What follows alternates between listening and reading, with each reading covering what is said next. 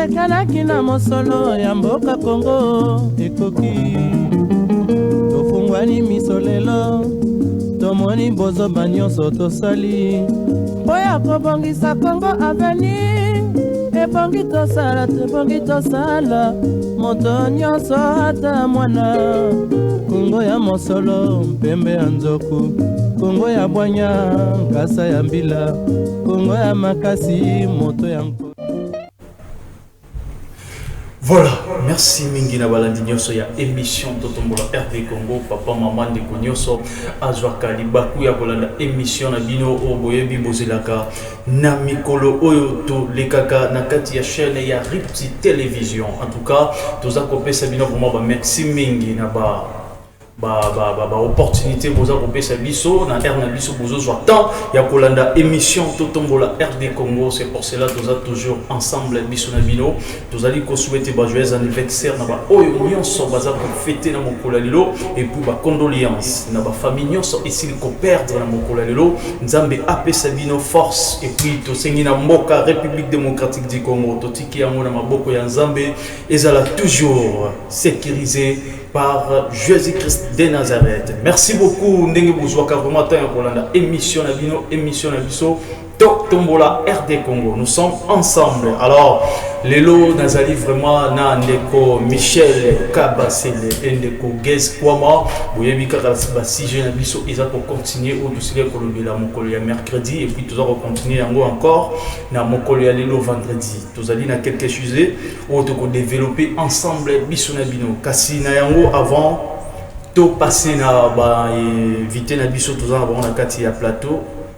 Nous sommes à niveau de la régie à permettre à balancer les biseaux publicité au Babingi à Congo Biophile, entreprise où ils ont soutenir République démocratique du Congo, ça m'a Italie, donc Tonga Badal, donc il y a Bango et Bebarati. Donc ceux qui batongé lui en etikali pour na libela, bazali na baka na ba province belé et puis bazali ko kende bambo comme souci ya bapaya pour na kotonga biloko wana oyo ekambami na DG Archi ye mokundi azali wana pour na ko sala musala na équipe na mobimba na minute au bazali na niveau ya Mbushimai kasi karate bakozonga na niveau ya Kinshasa tokosenga na réalisateur na biso azali na niveau ya régie asila ko balancer les biso sport ya Congo Biophile Tolanda lolengeni ni basala ba musala na bango.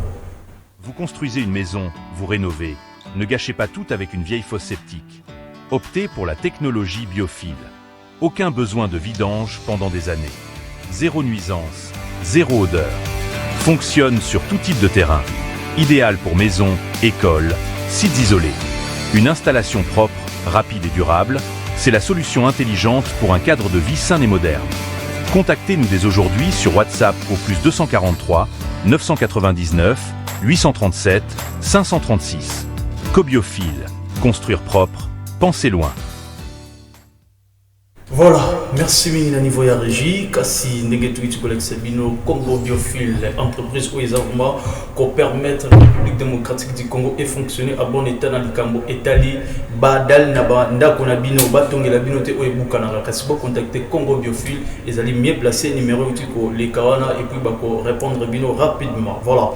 Tous les canaux deuxième étape souhaiter et couple na moto babenge na combo ya Camille Valda donc Mundele et puis madame Sarah au fait ils allaient déjà partir à mon lobby Camille Mundele et madame Sarah Kamwa Mini donc voilà fait ils allaient dans mon lobby émission Totombola RD Congo et vous allez pour célébrer ensemble na bango ba couple kitoko boye. Merci beaucoup bisona bino on est ensemble kasi torozonga na ngambu ya ba invité na biso tozana si je n'ai pas tout dans mon collier lilo na kolika rapidement na mon panzi na gauche nazali na ndeko Michel Kabasele ndenge na butei koloba a se présenter et puis na droite na ngai nazali na ndeko Gez Kwama mwana mboka mutatonda mo bebele.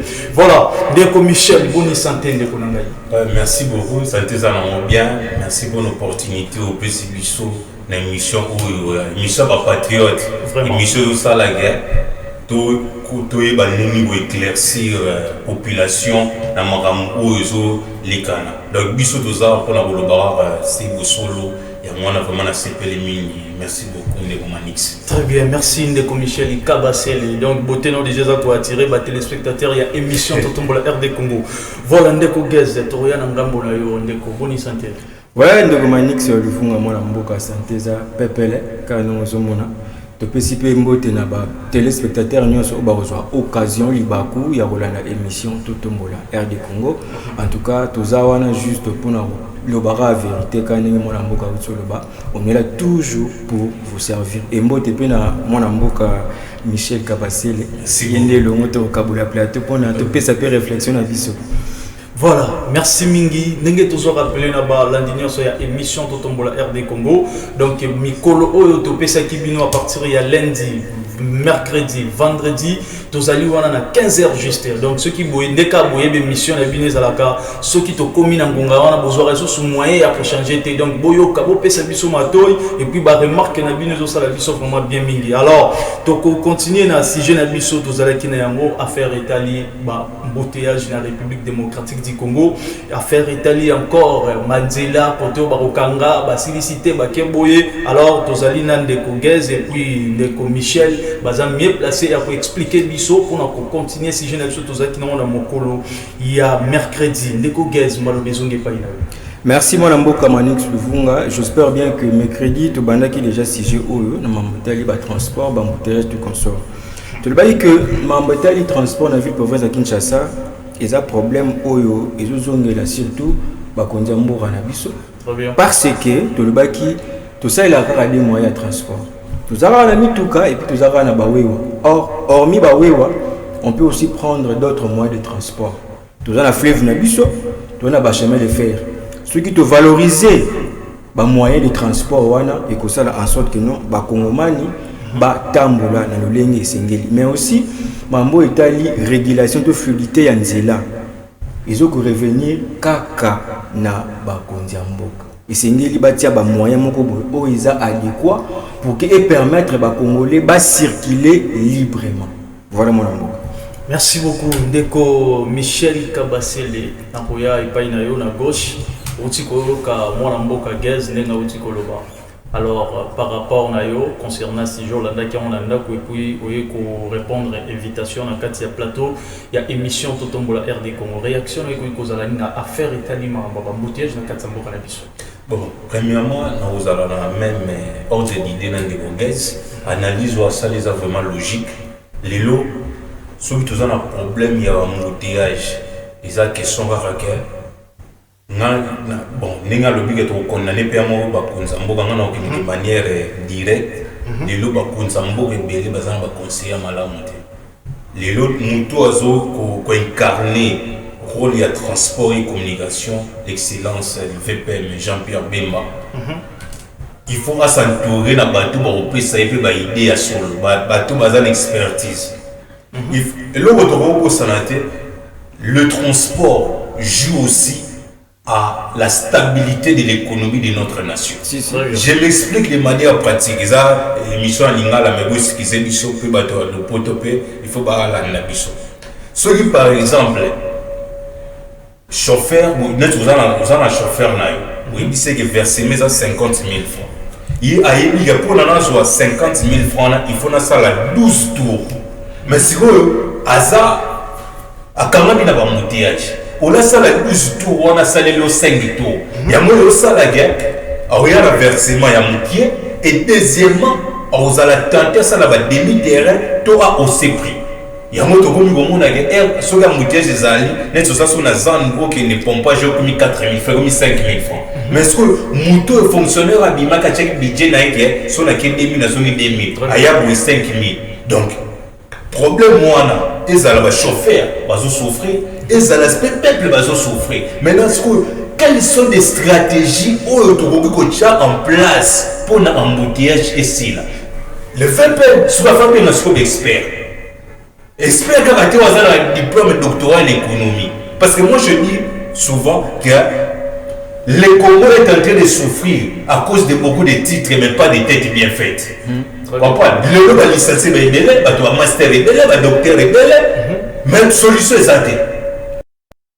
C'est que d'excuser, non, pour un docteur de notre économie, faut voir ça, on va sur la solution. Quels sont les 50 facteurs pour relever l'économie de notre nation? Ce qu'on appelle son faculté économique. Tout ça, on a posé l'autre qui n'a action. Tout le monde a posé l'autre qui n'a action. Très bien. Le embouteillage. Embouteillage, on est au salaire, mais stabilité économique et quota. Même instabilité conjugale. Je m'explique. Excusez-moi pour dire que nous manquons de vous avez parole. Je m'explique. Il y a un papa, comment on peut. À quand même 4 heures du temps d'embouteillage, à bien que boulot 16 heures, à ce qui parler, peut-être 21 heures, 22 heures, on fatigue. Il faut servir que maman a 1 heure. Il faut l'engager sous 5 heures. Il faut la forme. Très bien. Et là, au monde et créer une stabilité conjugale. Nous sommes fatigués, il n'a pas le temps de réfléchir. Il y a et tout ça. Mais il y a des stratégies. Ceux qui te réfléchir. À ça, le VPN, à ça, les consultations avec des experts. Parce qu'aujourd'hui, il y a des gens, il y a des experts nautiques. Nous avons un gaz américain qui peut s'assurer une production sur l'état aquatique de notre nation. État navigable. Hein? Est-ce que le Congo, est-ce que tu as la faculté de sciences nautiques dans le Congo? Au bateau, vous avez étudié comment est-ce que tu as exploité le biso? Bateau, voie comment est-ce que tu as exploité? C'est sur ces. Comme il n'a pas ça, il n'a pas de politique de théorie. Il y a un objectif et mission où il y a une politique et une pratique. Tout ça, pour ça, il y a des politiciens qui ont apporté des bois. Il y a moins de condi, ils sont entourés de flatteur. Très bien. Ils sont entourés de bateaux, ils ont des idées. Puis, ils ont des missions, ils ont des missions, fait chef de l'État, ils ont consulté pour des idées. Donc, moi, Michel Kabasele, Aujourd'hui, problème, il y a VPM, il y a transport, son excellence Jean-Pierre Bemba Goum. Okay. Il y a ça à niveau national. Mais toujours à niveau provincial. Okay. Nous avons un ministre provincial de transport, okay. Boba Misso. La personne qui nous avait donné le sens alterné, Tokanga, Tokibiso, qui est dans le sens unique. Très bien. Est-ce que Zaki mesure ou Zaki réfléchit? Tu as dit mesure à la mouki na tongo directement tu vas mesure. Et en plus de ça, tant que tu as député, tant que tu as comme député, il disait quoi? Tant que tu as comme député, tu as la makamouana pour ça. Mais aujourd'hui, il est député, qu'est-ce qu'il fait dans ce secteur? Avant que tu aies côté à Jean-Pierre Bemba, tout ça au niveau provincial. Ok. Nini. Est-ce que mesure qui a apporté qui résultat Nini? Est-ce qu'un bouteille de commence d'abord. Voilà. Merci beaucoup. Merci beaucoup vraiment pour la réaction. Au niveau provincial, nous avons tous au niveau provincial. Tout ça, la critique est mort pour toi contre le non, niveau provincial. Parmi les députés, où ils allaient qui yaki, proposition que tout le monde a beau ça. Je salue par exemple la comicité métro l'honorable Robert Moukane. Honorable Robert Moukane. Tout le monde a marre ça. Ok. Oh la lobaki puis oh ça. Papa, mon ngamba ya bana mon mafula. Il finit que et kinsuga mobimba. Tout ça c'est par exemple le ministre Jésus Noël Tchèque. Tout le monde a dit pas politique. Makambo a lobaki na marre ça. Parce que les lots, les députés fait pas pour ça la guerre. Discours au PSA du Sénat à campagne de l'année. Parce que 2028, au PSA chef de l'État fait tous un organisme où il a suivi, il y a faisabilité, il y a plein d'actions. Le cabinet de les arrangements. Tout ça, c'est le plan provincial. Par exemple, action, on a ministre du Transport à PSA. Est-ce que le ministre du Transport va conseiller, le ministre professionnel du Transport, est-ce que réellement ça va conseiller, on va vendre qui va salaki, va bien éthique de la mort en aval. C'est ça. Comprends? Parce que nous avons la raté et tout ça, ça c'est unique. Très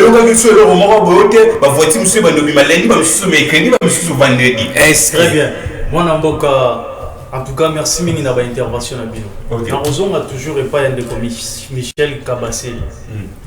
Selon Bisso Banamboka, question à l'Ina Tuna, parce que tous à côté du transport. Alors, tout le monde qui est ministre du transport, Azala qui n'a nous premier vice-ministre de la Défense. Après avoir PSAE le ministère et transport. Alors, tu éviter, toujours ça la partage un gâteau, ou bien, oui, tu as na place na été, ou bien, ça la que loko et sengeli que bango moko basala pour que se retrouver les autres banda ko souffrir. Na bino batu bozana biso na kati sika o. Analyse nini? Parce que toujours on a souffrance les makas na kati mboko na likambo itali transport. Mutalonga na défense a quitté na ministère de transport. Et sur le bilabino. Bon, et le réseau pour ma Congo, on ne met pas les gens qu'il faut à la place qu'il faut. Très bien. Dans ça, c'est ceux qui par exemple ont compétence dans l'AI, ils ont un marketing. Ils ont comme chose dans l'idée. Très bien. Et ça va rater, il n'y a pas ce on va acheter ces vidités, il faut te louer le non. Nous sommes au moment où le chef de l'État doit réfléchir que il faut mettre un poste ou il faut mettre pour l'équipe gagner. Très bien. Tout le monde appelle le match sur le parc de Chabani, nous avons là-bas, mais pour la RD, ça fait gagner. Ce n'est pas que quand quelqu'un ou a un doctorat ou a fait 6 députés, a fait 7 députés, il faut passer ça un poste. Il faut passer un critérium. Pourquoi vous devez donner à telle personne tel poste de ministre? Pourquoi telle personne doit devenir ministre du budget? Il faut mettre analyser à Rabango. Parce qu'il y a depuis le gouvernement union sacré. Il y a des ministres à Salini. Ils viennent, c'est mon bureau. À tout conseil d'audience. Par exemple, j'ai un projet à dédicace année scolaire et académique. De l'éducation de son peuple dépend du destin d'un pays. L'éducation est l'arme la plus puissante pour changer les mondes. Mais il y a combien d'autorités à Yaminga? Mais tout le monde a dit très bien. Donc, nous, on a besoin maintenant de gens qui sont en train de réfléchir. Et ça doit s'arrêter. Oui, c'est que vous pouvez ça mon poste pour la boyer baninaye. Vous pouvez ça mon poste ou à tel poste ça peut ça on peut pas monter. Tamate oh tout le monde bazar na compétence tout le monde peut docteur ba simbi professeur des universités vous pouvez ça bon blo et simbate. Il faut sikoyo chef de l'État. Madame Judith Toulouka. Bato ba ça le gouvernement va réfléchir. Quelles sont les compétences que nous pouvons mettre en place pour l'évolution de la nation? Et ça va bon. On a critiqué le ministre de la Défense, à la transport, mais c'est Jean-Pierre Bemba, c'est quelqu'un qui c'est une tête bien faite, c'est quelqu'un qui apporte aussi sa pierre de contribution. Ma guerre à l'Est, tout le monde a dit, mais là on a aussi le chef de l'État et ça dit que la place. Mon politique et l'idéologie. Le monde ça on la politique. Très bien. Pourquoi pas ça on a c'est pour costume et cravate, honorable même quand nous retard dans la Jeep. Le ministre Jésus Noël et Tchèque a retard dans la bagarre, il a fait la coma. Mais tu n'as pas d'idéologie politique. La politique c'est d'abord une passion et la politique ça doit être une vocation. Très bien. Quand tu n'as pas la vocation de faire la politique, vraiment ma politique était. Et en plus, on ne fait pas la politique pour s'enrichir. La politique est là pour être au service des hommes. D'abord, il y a un ministre. Comment le ministre n'est pas sur la ministre est dans la terre. Être au service d'eux. Être envoyé d'eux. Être esclave d'eux. Mais ça, c'est pas toi là, ils sont à notre service. Ou bien c'est nous qui sommes à leur service. Normalement, si on a un moutège, les alliés. Cortège, il y a même qui dans la cima. Ils sont les galants du bosso. C'est ça la loi. Il est à notre service. Il devait réfléchir comment est-ce qu'un bouteillage s'est raté. Et puis tout le monde a un roulage. Ministre Gingana les gars, non. Zoni c'est non la cima. Zoni c'est un roulage. Excellence Simon Bazoya. Pardon. Priorité dans la D57. D57 à l'école. Mais l'élève bazar à 4 mois au temps. Les tidés bazar à 4 que nous avons connaissance.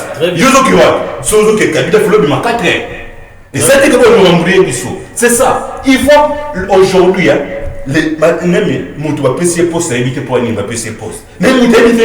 ministre. Moi, si tu es un ministre, que veut dire ministre? Étymologie, sur des esclaves de qui? C'est pour cela j'ai sali la vision de l'honorable Ben Moukano Abiga. Aza, Mungamba, peuple, esclave, peuple, moi, je suis au Benguier.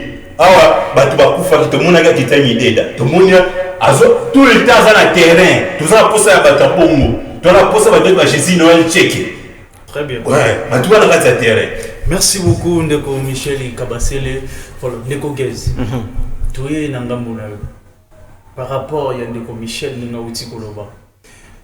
Puna yo okoiko compléter ni puna yo okoiko longola nini puna yo engeni. Michel Kabasele a complètement raison. Comment quelques éléments. Okay. Son Excellence Jean-Pierre Bemba, c'est une tête bien faite. Un économiste de formation. Alors, qu'est-ce qui fait que les lots à le ministère de la Défense a commis le ministère de la Transport.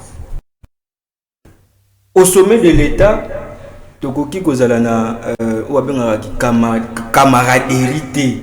Très bien. Tokoki kozala na influence parce que Manix Luvunga azali ndeko na ngai tant na du ministère directement na tie.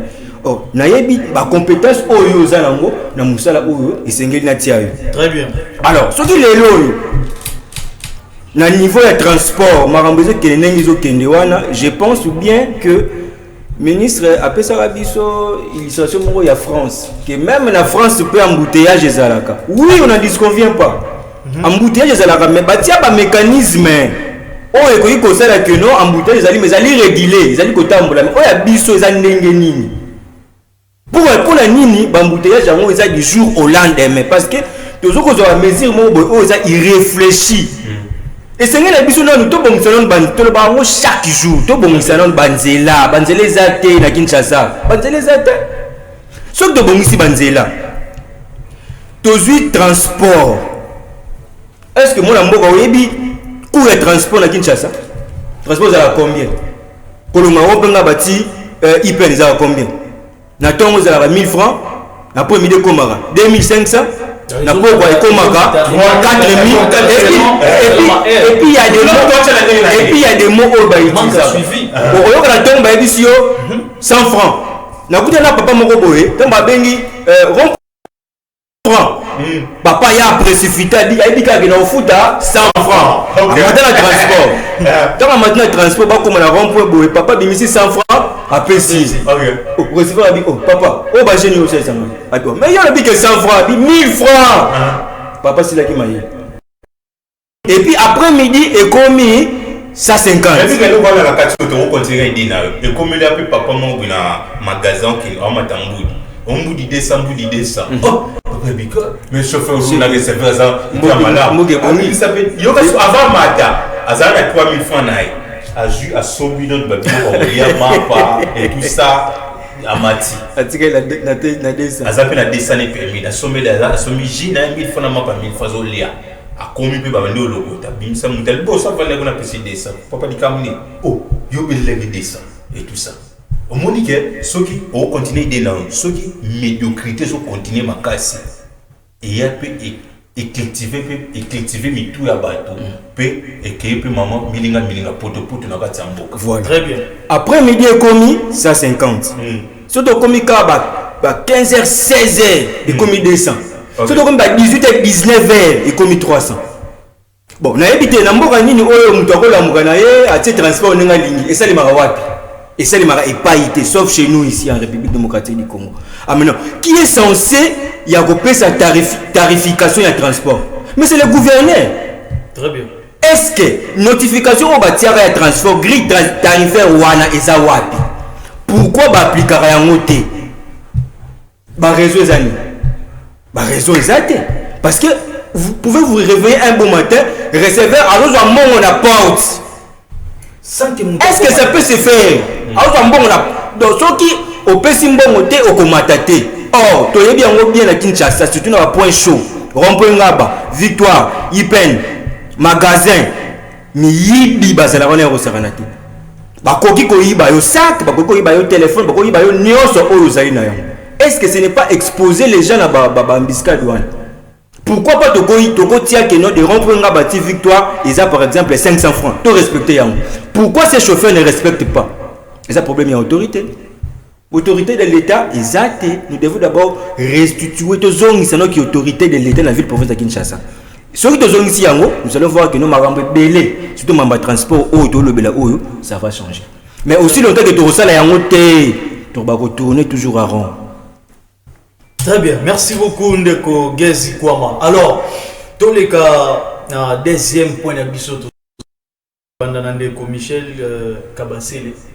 Ndeko Michel, si tu as un embouteillage, un demi-terrain par-ci par-là, est-ce que tu as un Congo? Tu as un Marambo, et les cas, j'espère. Beaucoup qui connaissent Bisso, balandia émission Totombola RD Congo, va comprendre. Nini o et ça la caillon to le bel qui mercredi. Beaucoup qui compléter na ba idée de Gezi Kwama. Ba kangi nzela, ba silicity, ba sundoli, ba quel sous côté mususu ba kangi, ba silicité, ba quel sous kuna ba kangi. Ndeko Michel.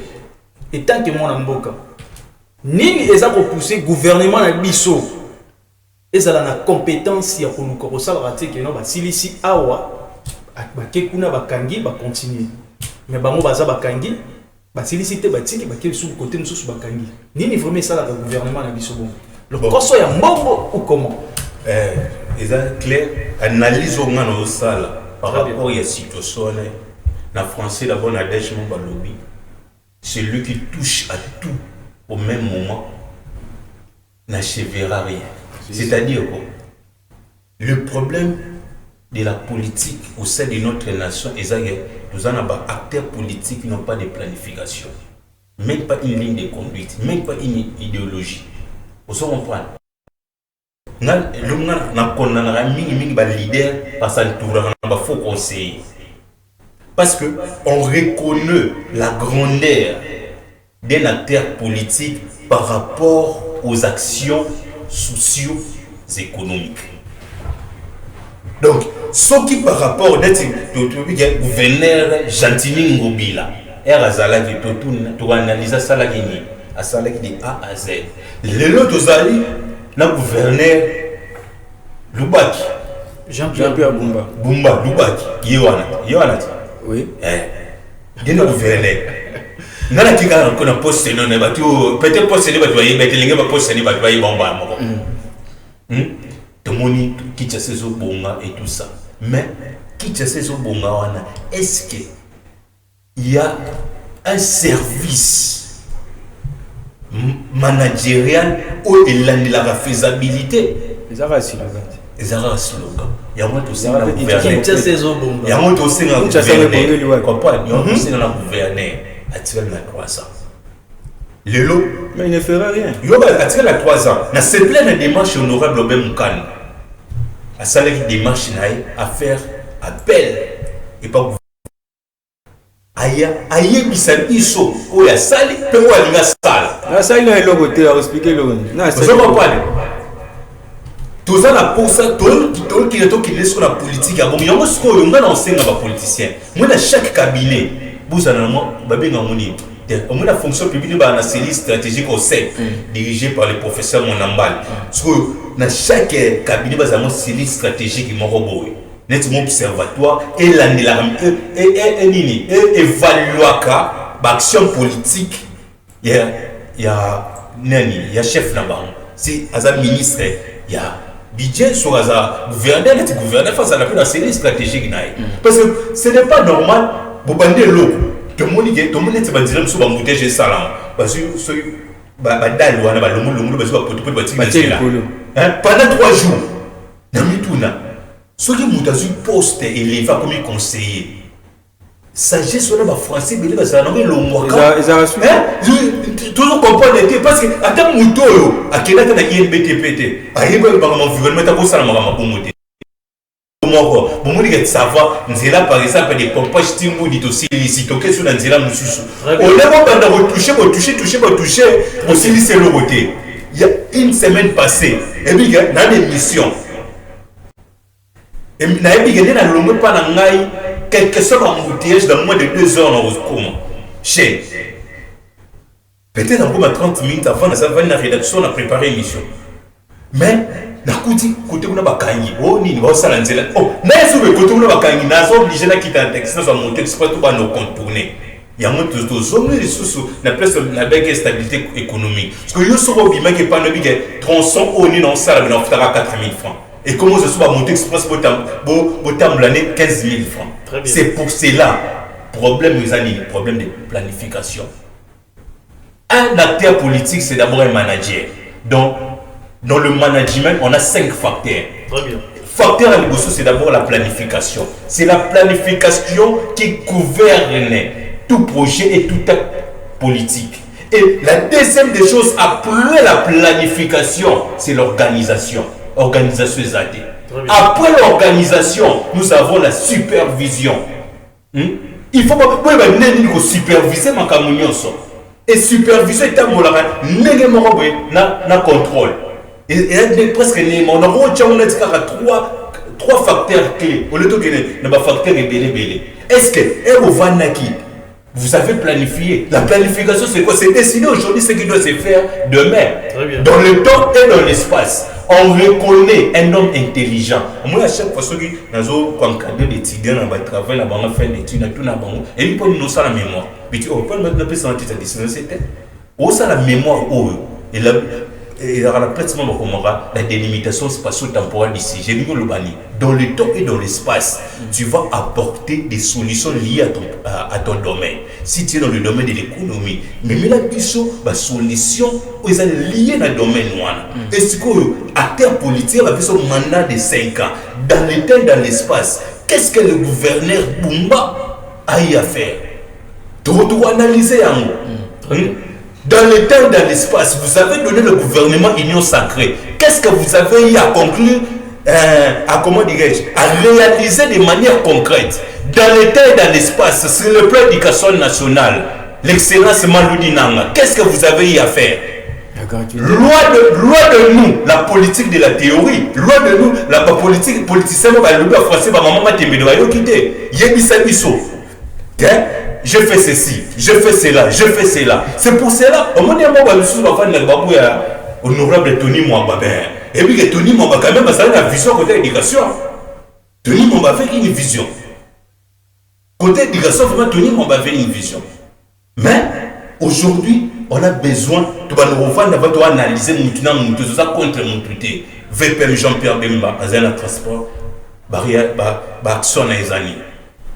Ministre Liaou, Bakson et Zani. Maman Judith Toulouka, Bakson et Zani. Donc, qu'est-ce qu'il a parlé? Ma président parlé, ma Vitel Kamere, qu'est-ce qu'il a apporté? Samalouko de l'excellence, le président Sénat, Assalini, on va tout wana. Vice-président et Sénat, Venabiso, le grand professeur, Bati Lukwebo, qu'est-ce qu'il a fait? Tu vas analyser. C'est pour cela que nous avons une vision, tu vas réfléchir à l'honneur, magazine, tu vas nous dire que tu as un mot. Si tu as un commentaire, tu as 500 pages, tu as un mandat, tu as un chef de l'État. Tu as un mot qui est sauté. Il y a un bureau. Parce qu'aujourd'hui, politique, on va dans un bureau, même si on va dans un bureau, on va dans un WhatsApp. Il réfléchit tout. On a le chef de l'excellence est occupé. Il est occupé, il fait quoi? Il est sur WhatsApp, il est sur Facebook. Non. Fini la récréation. Cultivons l'excellence et non la médiocrité de tout le monde. Très bien, merci beaucoup Ndeko Michel Kabaseli. Alors, Balandignon sur l'émission de Tombola RD Congo, je comprends très bien par rapport à Makam Tozolo, c'est très important. Alors, ce qui te lobby, ils remarquent, il y a Makam Nyon, c'est pour les Kanaka Tsambo Kanabiso. Alors, sur ça, solution nini ou yoko kopisa na nyoso ou yoko tukoloba défaut ou ezako likanaka tia République démocratique du Congo et puis na batonya so baza ko kamamboka. Bon, solution ya liboso pona makambo changer, c'est d'abord mettre une personne qu'il faut. C'est le choix de personne. Alors on bazar na critiquer ba moté, na critiquer te que on nyoso ba mabi. C'est l'analyse, il y a tous les médiocres. Oui, c'est l'analyse à tous les médiocres. Il y a des politiciens qui sont net dans qui tout les masculins net un représentateur ils sont un livre un auteur. Tout bête na mama sola écrivain occupé ngate. Mais surtout bête na mama ba ndombolo et le moment ba kembe so na ke ba occupé na. Comprends? Net boye de l'éducation de son peuple n'est pas le destin d'un pays. Il a soutenu. Solution Ezaline. Solution Ezaline, chef de l'État, à revoir personnalité. Vous savez, tant que la reste publique, la chose publique, n'a pas les cogitos, la réflexion, donc bateau va réfléchir, les hommes qu'il faut, rien ne va changer. Tout ça, pour ça, il y a bateau, porter un mot, vous savez, je me suis professeur Monambal, déjà au CEP, après ça pour une bonne gouvernance éthique de l'ontologie, na ninaena, à conclure. À conclusion, les appuis généraux qui n'ont pas pour que le Congo puisse changer, nous avons des gens qui n'ont pas seulement la pitié, mais la compassion. La compassion du peuple. Parce que bon, avec une mao. Mais pitié, ça va aussi la mato sukiwana. Mais la compassion passe par l'action. Tu peux me bloquer au Rwanda. Oté, à qui n'est pas 5 000 fois, 10 000 fois, tu es toté les Milan. 2028 député, moi, tu as pour ça, tu peux Polo. Très bien. Merci personnalité d'abord. Merci beaucoup. Émission Totombola RD Congo. Merci Nabino Nyonso. Au bozo soit vraiment libaku ya kokoma pe ko pe sabiso ba courage belé la 4e émission Totombola RD Congo. On est ensemble émission Nabino. Émission Nabiso. Tozo continuer. Voilà. Tu es dans ngambo ya mona mboka gaz. Ndeko gaz. Pour sentir Ndeko Michel Kabasele par rapport ninga za ko vibrer. Alors selon makambo ya uti koloba. N'a quelques éléments. Tout le bac, on a déjà mercredi. Très bien. Nous sommes le seul pays au monde où vous allez voir un docteur à Komina, ministère de l'Infrastructure. Ok. Le seul pays. Voilà. Vous allez voir, Mouto à la économie, Baké Gautier et le ministère il y a environnement. Le seul pays. Donc, on a déjà directement na Pessimbo en passant, ministre de Défense, ex-ministre de Défense. Mais comment on a dit marambo ya kotonganzela te baketsanga na ministère de la santé. Par exemple, on a dit que maman kotonganzela par exemple, infrastructure, baketsanga na santé. Pour apporter nini, na tonga nini kuna. Donc ça la désordre mo ya kosaranate. Vraiment. Donc nous devons d'abord mettre la personne qu'il faut à la place qu'il faut. Ndenge ndeko kabasela lobby, mukonzi mboka la gouvernement d'union nationale la kosala. En tout cas, bateau va répondre. Nous avons besoin des résultats. On a besoin de que non, parce que vous avez une place. Non. Si vous ne donnez pas les résultats, il y a un moment qui mboka et vous tourner toujours à zéro. Il y a plus de ça. Toujours dans Mama Banzela. Vous pouvez comprendre que non. Tu bandinzela, il y a Kasai. Tu aussi si on a noté, tu bandinzela, il y a Kabamba. Vraiment. Qu'est-ce qui fait que toi si c'est l'on à Kabamba wanate vraiment ni zarani peut-être mon solo nous avons pas mon solo té c'est que bateau les sengeli basala misala wana baza contrôler té voilà il y a pas de contrôle c'est ça la planification il y a pas la planification il y a pas de contrôle il y a pas de supervision c'est ça alina batuana bazo do bango et ça problème mususu eza ya mosolo ndeko mani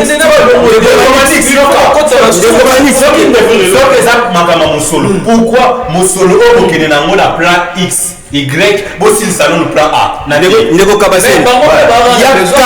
millions de dollars au gouvernement central et petit gouvernement provincial ici à la Banzela. Voilà. Qui ministre il y a une fois. C'est le ministre budget maman. Jésus Noël Tchèque, ministre provincial. C'est ça le problème. Est-ce que Baza au courant que 40 millions d'imagi? Voilà. Ministre Joseph Jésus Noël Tchèque, elle m'a peu éclairci. Ministre il y a infrastructure de mon qui est la ministre de la finance. Pour pas évaluer est-ce que mon est bimi et gossa la misala wana. Alors tant mon est bimi et c'est le plan provincial. Le gouvernement central de bimi ça dit 40 millions de dollars. Hormis yango et bimi ça avec bosso mbonga liboso. Vous imaginez? Mbonga Kinshasa 0,3 Kenya. OK. 0,3 tu as plus de 10 000 trous dans la ville provinciale de Kinshasa. Mais bon, on a et bima et ça la musalati. Cela veut dire que non, tant on bon et bimi ça la misala et c'est ngeli et ça la batu oyo bazolande la misala ndenge ni salima ka ba expert oyo basala ranzela batu ya osala suivi na ngo bazala. Mais pas la biso batu la bazali pe. Mais batu wana bazala mise en compte parce que so ba dit que batia yango batia bango ba osala musala la bango ndenge et c'est ngeli te. Il y avait un chinois qui avait répondu. Alors dit oh bibo konela biso ke zola musala mabe non ce que pesi biso mbonga mukie to sala musala ni ya mukie mais banzela bozo tozo condamné à les sous chinois. Non, ils ont OVD na entreprise monsieur de ça misala wana. Très bien. Mais est-ce que c'est la misala wana norme na mbongo ba pesa ki bango? Et ça problème il y a Mosolo Ndeko Gez. Et ça Mosolo fait-il? Voilà problème il y a Mosolo. Problème ndé ya ba kondi suivi ezate. C'est ça. Ya bongo suivi ezate. Makam ndeko ba kuyer na ba. Suivi ezate. 3 axes qui peuvent conduire une action politique et tout Très projet. Bien. La planification, l'organisation, la supervision et contrôle. Mais oui. 3 bilans pour quand un politicien a ça dans un côté. C'est pour cela que les politiciens, il faut pas s'en abattre les hommes de réflexion. Alors, vous trouvez normal. Bobimi Simbongo. Pour nous sunga mboka. Otobengi. Tout ça dans mboka moko. Il y a un République démocratique du Congo. Ils ont na katia makila.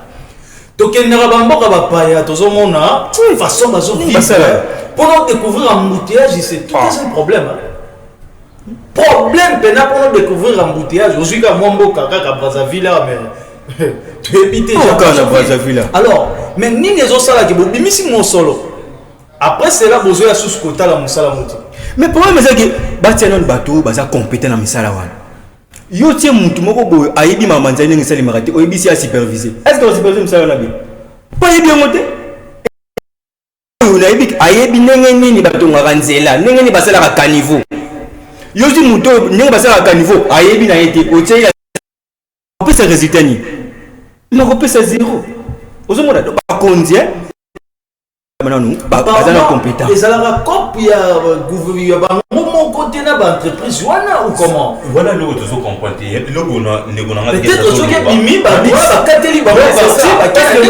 c'est inconcevable hein tout le monde va kina tanga environnement écologie à se retrouver pe na cabinet très bien tout le monde y est au sala et logo ba so ba bimi sinon ba salité puis ba salité ba bimi so pembe na ba wenze ba restaurant et tout ça ba tika décemment il crée embouteillage pollution on peut ba malade de ba bazo payer bazo bâtir ba mort brusque les autres ba salité nyonso wana c'est pour cela et l'autre zo ngaka nous avons besoin de têtes bien faites les gens qui réfléchissent dans son planification la planification c'est d'abord c'est quoi la définition dans le monde managérial c'est décider aujourd'hui ce qui doit se faire demain.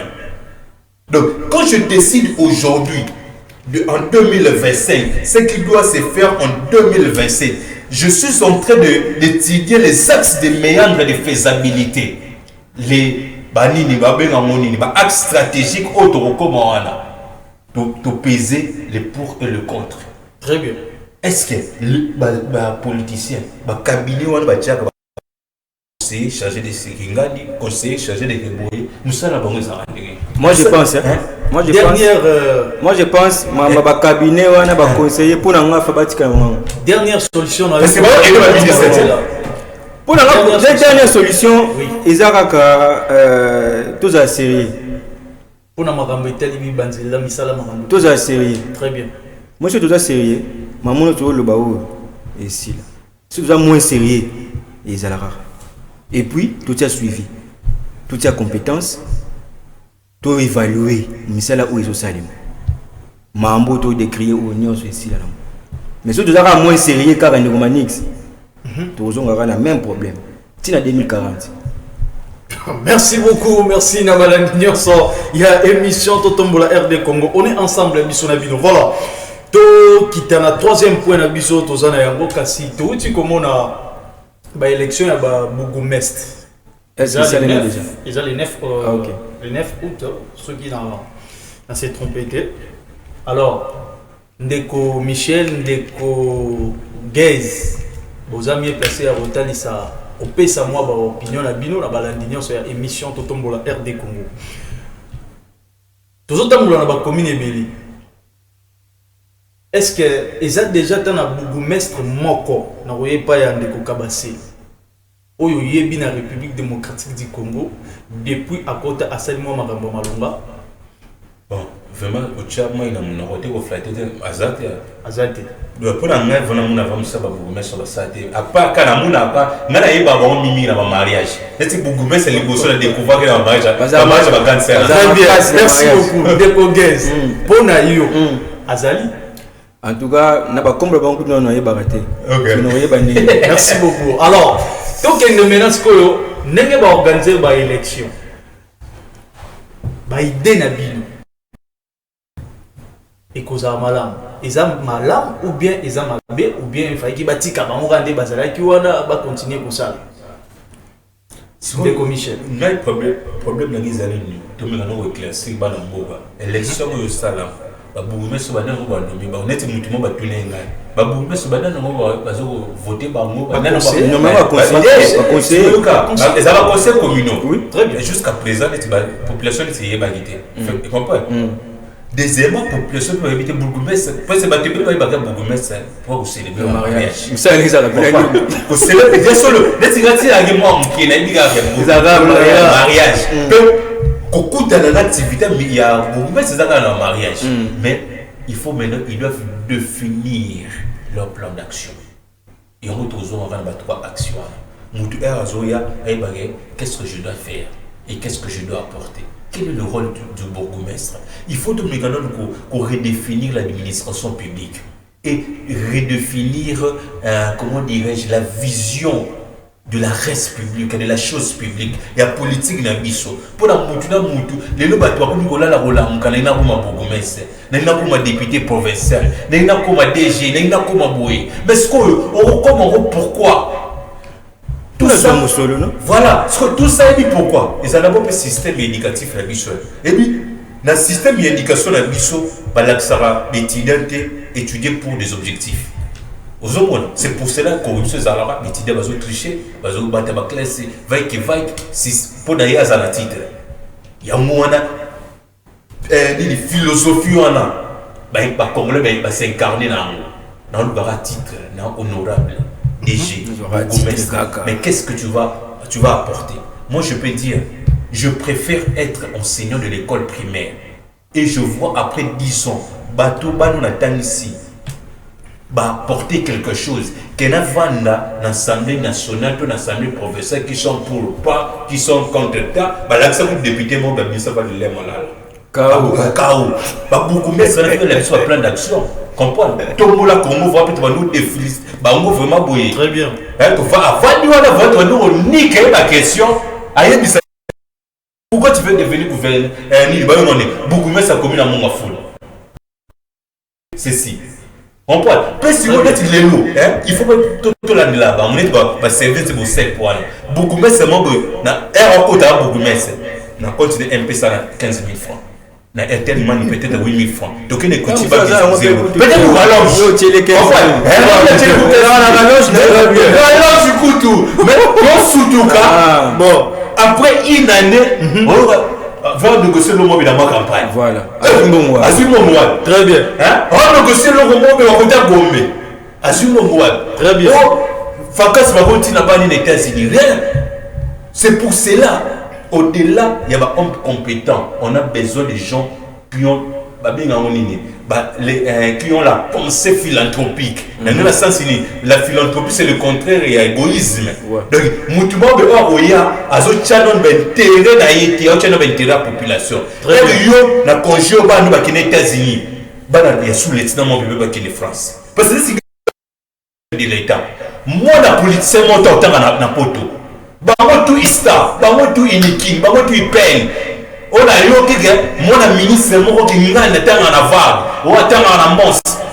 Madame, on a évoqué. Il faut être en épée dans ma condition de l'union. Très bien. Comprends? Pourquoi il y a ministre enseignement? Moi, on a la poto. Pourquoi? Ministre éducation, moi, on a fait une école publique. Il y a beaucoup de collèges chez Boboto, Belikia, Babylon Rabongo. Comprends? Et ça, c'est que moi, le ministre a ta soc. Moi, l'école belge et tout ça. Non. C'est pour cela on a appel à une. Mais on est un gouvernement union national. Objectif, dans nous, ça fait la politique philanthropique. Pas une politique égocentrique, mais la politique philanthropique. Très bien, merci beaucoup Ndeko Kabasele, merci vraiment pour votre intervention et qui toko boinakati à émission Totombola RD Congo. Alors, Ndeko Gez, Ndeko Lobara TV et Zali Kambo Yangunga, tokomi déjà ko chiti. Topé sur 2-3 minutes. On a repé ça idée par rapport à l'élection de la bourgmestre dans la République démocratique du Congo. Ndeko Michel Kabasele déjà autour le bas. Il faut tout l'accès non Kongomani bourgmestre Zanani à Salaranini. Très bien. Peut-être bana bakoye baraki no bourgmestre musala izalaka ba feti et siliwan. OK. Oh photo ye banane pourquoi on a zolingana koma bourgmestre. Et puis ceux qui n'a commis et puis ba plan d'action na bango ba projet na bango. C'est pas seulement qui n'ont eu comme bourgmestre pour quelle fin? Pour quelle fin? Toi qui n'a ipena tout a n'engisa salité fou les awan bourgmestre ya ngali mazali. Toi qui n'a selimba wa ba maman ba oteka likolo ya fou mais bourgmestre azali. Est-ce que bourgmestre wana ba monaka o ya za zo jouer ga intérim ya wa oteka kolongo. Attends zo jouer intérim musala na izani azo sala to sala te. Est-ce que azo mona salité to azo mona salité te. Mais c'est ngina sani. Ah sala. A Koli déjà. Attends Koli. Mais bon ça qui est pourquoi? Il y a des jeunes qui ont des énergies ba biso ba o donc mais c'est pourquoi là. Le chef de l'État a besoin de jeunes qui ont de l'énergie, qui ont la compétence. Mais pourquoi nous pouvons toujours recourir à ces papas-là? Pourquoi? Et c'est nous qui nous avons l'énergie, la capacité à faire la moussala. Nous comme bourgmestre pour servir commune, pour servir mboka. Non pas que nous comme bourgmestre pour nous faire ma part. Non. Tandis que Azaki na bourgmestre Azaki atteint un quart de l'upante. Mais tant que comme gars bourgmestre maman pas à autant 3 niveaux. À autant on a machine Ndeko Manix. En tout cas Ndeko Balani Boro c'est pour moi temps et ça passe tant de Marambo. Nous n'avons que la République démocratique du Congo, ceux qui Marambo est amolaté. Nous devons hausser les tons pour que les choses changent. Très bien, voilà. Ndenge tolobaka biso na bino tozali toujours ensemble. Émission na bino, émission na biso Totombola RD Congo. Tozali na mokolo ya lundi, mercredi et vendredi na 15h juste. Donc koza pété zalawana pour na Rolanda émission na bino bozo sepela nango à tout moment et puis boza ko encourager. On est ensemble. Biso na bino tokokuta na susu na mokolo ya lundi. Alors, tokoiko kabona bomoti. Ndeko Michel Kabasele, Ndeko Nazana 3 questions. On a proposé. Torosenga balandi ba bopesa pena balandi ya émission Totombola RD Congo. Ma vraie réponse. Cause à la contre-té pour ti. OK. Na bande pan Ndeko Michel Kabasele. Ndeko Michel Kabasele. Au tribunal. Au tribunal. OK. Tosengi na yo nandenga mabete Ndeko Michel. OK. Cause à la contre-té pour ti. OK. On a outi kolobara ozolobela République démocratique du Congo. On a habité sur lier mbongo ya ba gouverneur, lier mbongo ba Ndeko Michel Kabasele. Okoki kopesa biso ba point pour na likambo etali maman première ministre Souminwa. Depuis Akota gouvernement na ye ndenge zotambola. Combien services? 2,5. Pardon? 2,5. Pardon? 2,5. Dans la caméra, madame. Combien sur 10 depuis maman première ministre Maman Souminwa à Kota? Combien sur 10? Nandenga zotambu sa gouvernement na 2,5. Merci beaucoup. Ndeko Gez, combien sur 10? Pour la maman ministre. Pour la maman ministre. 0,5. Merci beaucoup. Maman Souminwa. Tolobaki yango c'est là l'analyse ya émission Totombola RD Congo et c'est qui au côté na minute ya récupération. Mais malheureusement au banda match banzadi na banzadi. Rien que la vérité avec mon amboka. Toleki na deuxième question. Ndeko Michel Kabasele. Okoki kopesa biso ba point pona ya ministre ya transport Jean-Pierre Bemba. Bambote na place aux Ali papa na compétence na yo zo sala. Combien sur 10? Pardon? 1. T'as la caméra. 1. Combien sur 10 pour le ministre des Transports? 1. Merci beaucoup. Ndeko Gez. Mwanamboka. Combien sur 10 pour le ministre des Transports? Pour la ministre des Transports, Aza Kakana 0,5. Oh là là. Merci beaucoup. Aza Nyon, Yabsoba. Monsieur le ministre des Transports, Papa Jean-Pierre Bemba Gombo, avec tous les respects, émission de Tombola RD Congo et Tomboli Maboko Bobong Selabiso. Parce que Tozo qui est déjà na souka, Babande la raté. Tozong et la bino. Monsieur Kabasele, Michel Kabasele. Tokiti na troisième question na biso. Pona, gouverneur de la République démocratique du Congo. Ndeko Bumba, depuis Apotaki, combien sur 10? B. Ah, comment il y a eu pour le ministre des Transports? Combien sur 10? B. Ah, merci beaucoup. Ndeko Gez, combien sur 10 pour le gouverneur de la République démocratique du Congo? Pour le gouverneur Jean-Pierre. Mais Bumba. Très bien. Combien sur 10?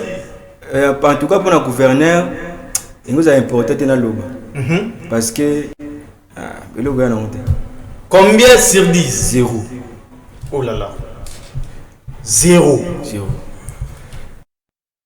Merci. Monsieur le gouverneur Jean-Pierre. Oh non, monsieur le gouverneur. Papa Bumba. Tout ça toujours pour la vérité. Pour la République démocratique du Congo. Biso tozara pour nous reposer ma question. Bandeko Bayanoli. Maman Soumino. Pour nous mokoli alléluia vendredi na gouvernement na yo. Ndeko Michel APCO 0,5. Très bien.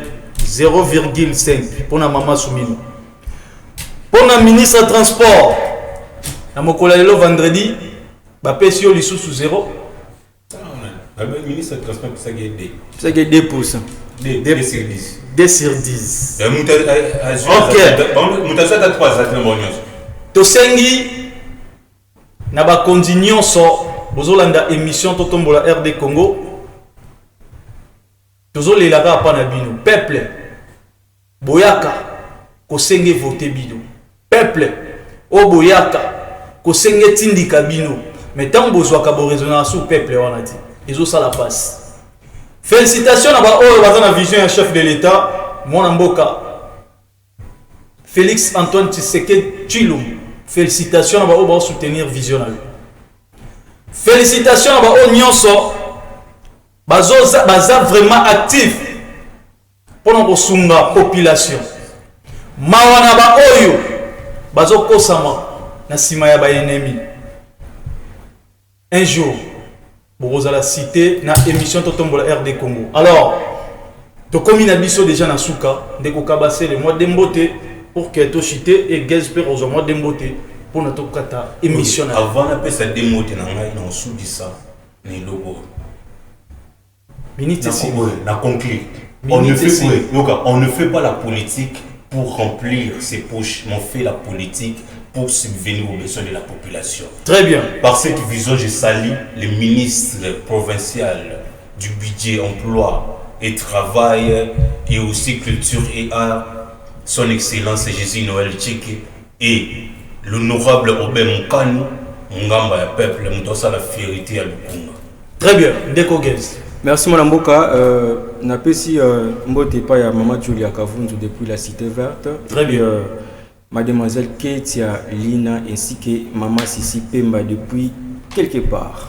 Merci beaucoup. Biso na bino to kutani suna mokolo ya lundi. Émission na bino, émission na biso. To ko aussi c'était 5 et topé sa mote mingi na président Gelor Lokum, président de la fondation Gelor Lokum, ou aza pour soutenir émission Totombola RD Congo. Et pourquoi pas na pesa mote na président national Maître Landou Mandundu. En tout cas, chef de l'État boira kudaya pour le gouvernement oyo o lukapena o tombole la biso bato bana vision na yo pour na travailler ezali Maître Landou Mandundu. Donc zwa bango tcha bango wana o comprendre que makambu na e ko kene malamu biso na bino to kutani na mokolo ya lundi mokolo oyo ekoya lisusu to zali ensemble. Merci mingi na ndeko Michel Kabasele, merci Nandeko Gez Kwama pour la invitation à l'émission RD Congo. Ciao Congo.